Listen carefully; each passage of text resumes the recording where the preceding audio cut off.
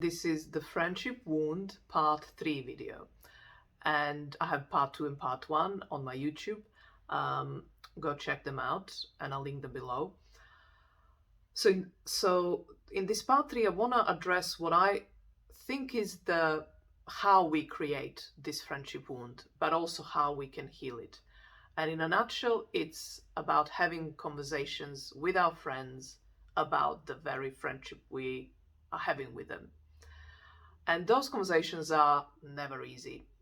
They're the conversations that address the difficulties, the problems, the pain, right? That one or both people may be feeling. But the reason this is not happening in friendships nowhere near as readily as it's happening in other three kinds of relationships in our lives, which are far more related and connected to our sense of survival and existence, or safe existence or prosperous existence, which are our lovers, with whom we procreate and create our own families, our families of origin, and work relationships. So these are kind of survival-based and procreation and existential relationships, if you like. Friendships are almost like going on holiday. And when we go on holiday, we don't want any hustle. We just want to enjoy ourselves, which is on one hand why we adore our friends and friendships, up until the point they are not anymore holiday time. And so it's kind of, I have all the compassion for this impulse to just have this one oasis of peace and calm and understanding, and just, I don't ever want to have those hard conversations. I have far too many relationships where I have to have them. Can I please not have just one where I can not do that? But in doing this, or rather in being this way with our friends, it's almost like we're saying, as in we are treating them as if our friends are not humans. It's just dumbfounding, really, in so many ways, and as if our friends, and therefore our friendships, are not as prone to decay, to rotting, to stagnation, to toxicity, as any relationship is. In fact, when it comes to friendships, I think they're the most uncharted territory of human relationships. And when I was back in sort of about a decade or so ago, when I was determined to crack this nut and figure out how I can do friendships that are satisfying to me while allowing me and the other person to be, a free and as complete as one can expression of themselves and myself, right? And I still have those. I think there are about 3 books at the time I found, contemporary. I think, I can't remember his name, like a French philosopher from, like, I don't know, 16th century maybe, wrote about friendships. And there are those kind of old writings, and I'm not saying they're not relevant, but I was looking more for like a contemporary kind of self-help books, right? And there were hardly any. And I'm talking like 10 to 15 years ago. 15 years ago, probably.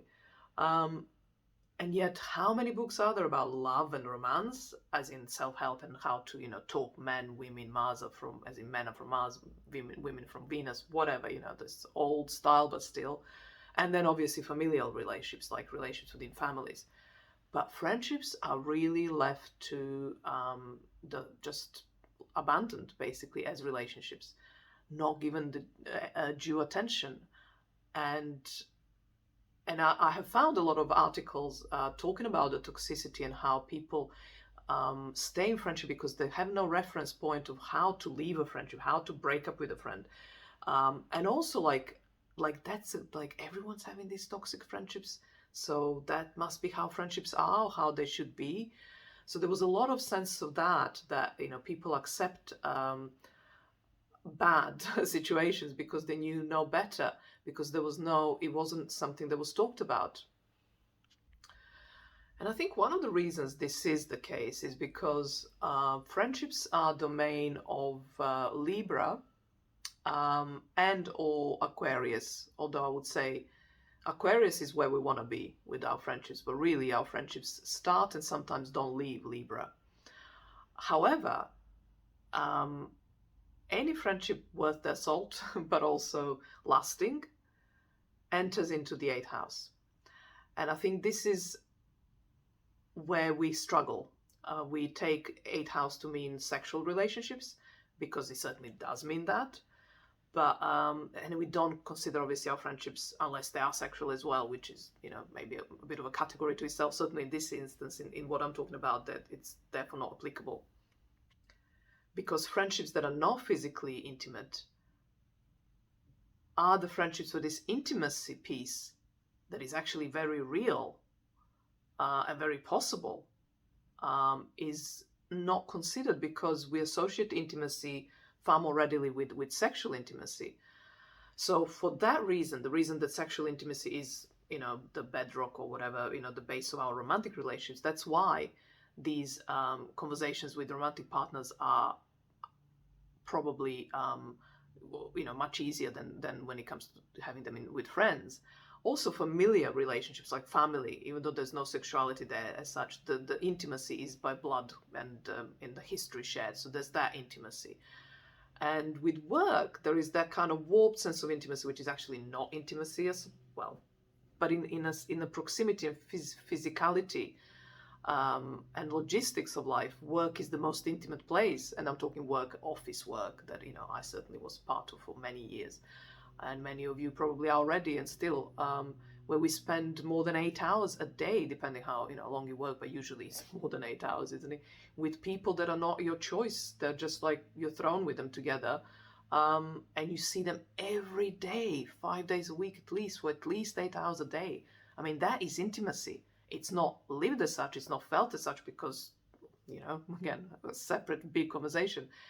But my point of that closeness, that it's almost like, well, of course we're going to talk about our relationship, because, you know, we live with each other 8 hours a day and all that, right? And 5 days a week. Friendships, however, don't belong to any of this. They're not as frequent. They're not as, you know, well, they can be, of course they can be, but it's like it's none of these things enough for us to start considering our friendships like a deeply intimate connections. So I'm adding, we may think that, and we may think we consider our friendship as intimate, but if we are not prepared to talk about the friendship with our friend, then I would question that intimacy. That's all I'm saying. And I know certainly myself, in all those other friendships that never survived my attempts to have conversations that are difficult, and even, you know, before I even started doing that, you know, just giving up on friendships because, yeah, that's just too difficult, I'm not going to go there, I'm just going to leave. So all of these things, or rather friendships, all these friendships I considered intimate, because I was, you know, spending a lot of time. I considered them close. And yet the test of that intimacy was the fact that we couldn't speak, we couldn't have that conversation. So, as in, we failed the test, you know, we failed on the test of intimacy. And yet what I think we're missing is that any friendship that will last longer than, I don't know, a year, and again, depending how frequent it is, so if it's like every other month we see each other, maybe it's 5 years, but eventually we'll come to a point where this intimacy is inevitable. We have got to know each other enough to create a sense of intimacy, a real sense of intimacy. But we fail the test of intimacy by not wanting to talk about the friendship, because the moment it gets closer and you get, you know, more and more entwined, and you just know each other more, the more you'll discover that it's potentially problematic for you, that you're struggling with, that it's kind of making the friendship not as pleasurable, as enjoyable, as fulfilling, as satisfying as it was to begin with. And you have a choice to either talk about it and then see where it takes you, and or not, and then either stay in the toxic, as this toxicity will build up, or just, you know, part ways, or just leave the friend, or break up, or disappear, you know, whatever. So what I discovered is the model, and the most effective model I discovered for having those conversations is to think of a cardinal grand cross. So there needs to be consent, and that's Libra. That's that's Libra. I would say that's Libra of the four.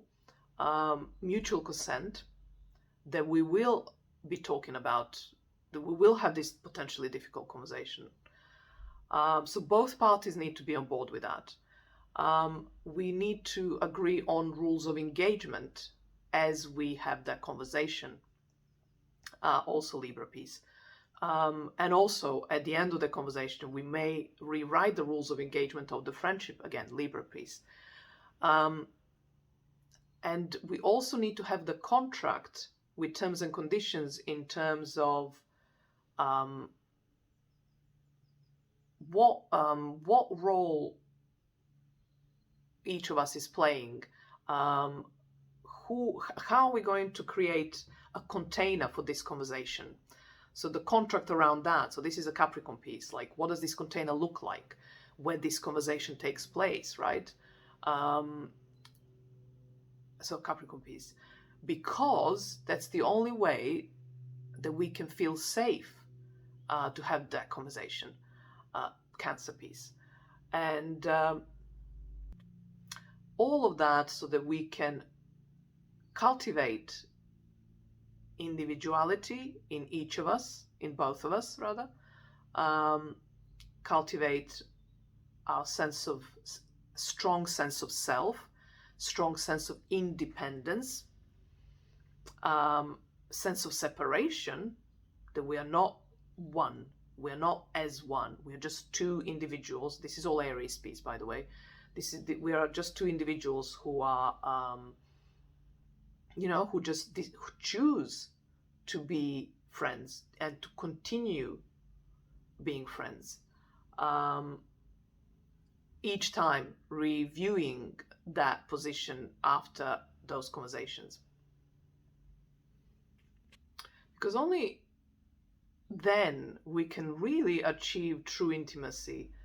And although intimacy is the sort of Scorpio piece there, but it's also Cancer piece of that, the intimacy that is actually comforting and closeness, and that it's tender, because intimacy in Scorpionic sense is almost like the challenging kind, that it's like the challenges create intimacy, but the intimacy in its final, as a final product of all that Scorpionic conversations and exchanges, right? Essentially, the end result of that is Cancer in its flavor, because it's then a safe place. And I've been accused, and by myself, but certainly by others, friends mostly, that I, maybe not in those exact words, but the essence of that is like that I was the one running away from intimacy. Really, I want that intimacy that I just described. But you can't assume that just because we spend so much time together, or that we call each other best friends or something, that we have real intimacy. The one that feels that I can be myself fully and reveal myself fully, and the same with you, right? But to feel safe in doing so, and in doing that, we achieve that healthy intimacy, that clean intimacy, right? Clean, not morally, but energetically. So it took me a long time to realize that I actually was after real intimacy. And all of that talk was just, I don't know, talk, BS, avoidance, distraction. So I urge you, and I certainly am doing this with my friendships in my life at the moment, and going forward, it will be the only way I will work as a friend, But I urge you to do that with your own friendships. And I suspect this is probably a conversation more for older generations like me, and probably not for the younger ones. Certainly, I don't think Pluto in Scorpio has this problem in their friendship as much, but maybe this is a long enough mythic archetypal story that we all have a flavor of that experience, some more than others, and I would say we, as in older ones, possibly more than the younger ones, but still. So go and talk to your friend about your friendship.